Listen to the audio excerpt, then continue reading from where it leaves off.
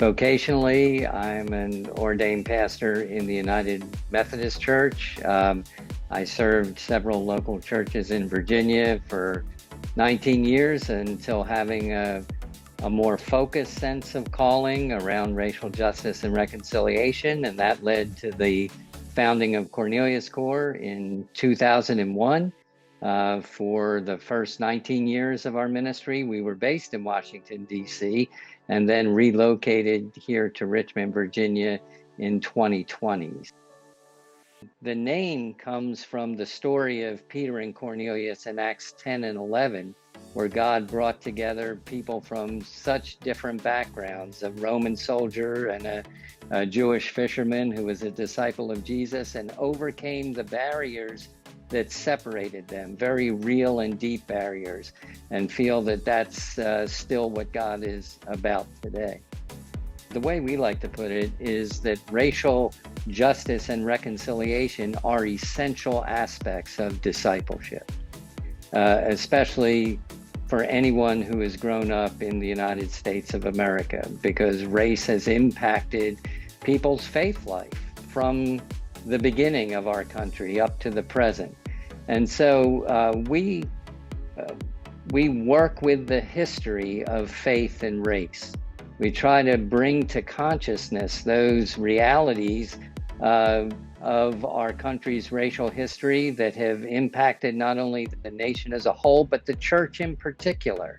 And to see that that very often, especially in the white church, there has not been an explicit connection, and in fact, sometimes an opposition between what we say about our faith in Jesus and the way we relate to people across racial lines. So dealing with that history in real and specific ways, and especially the piece of our history around the modern civil rights movement, because we believe that's a great example of a faith-based nonviolent movement for racial justice and reconciliation that made significant changes in our history and still gives us principles and practices to engage in that work today.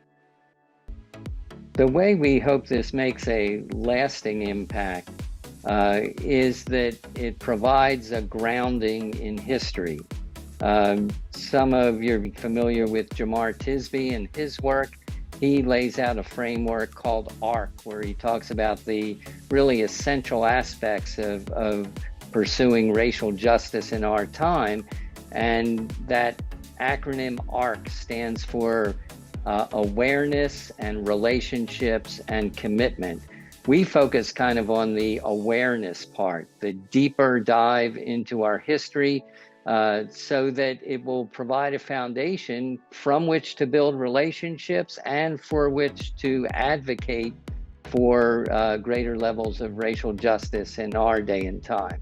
One of the things we like to say is nothing can be healed that is not brought to consciousness.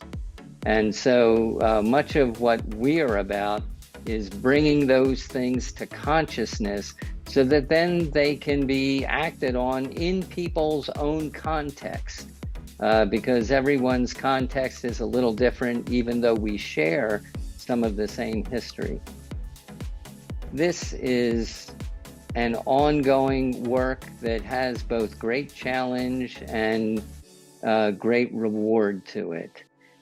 We live in a day and time where, unfortunately, people are being kind of conditioned not to look at the deeper story, but to be able to engage people around that often brings a level of not just consciousness, but of healing and deep desire to move forward in our day and time, to see racial justice as discipleship, not primarily as a social or political issue, although it has implications in those areas.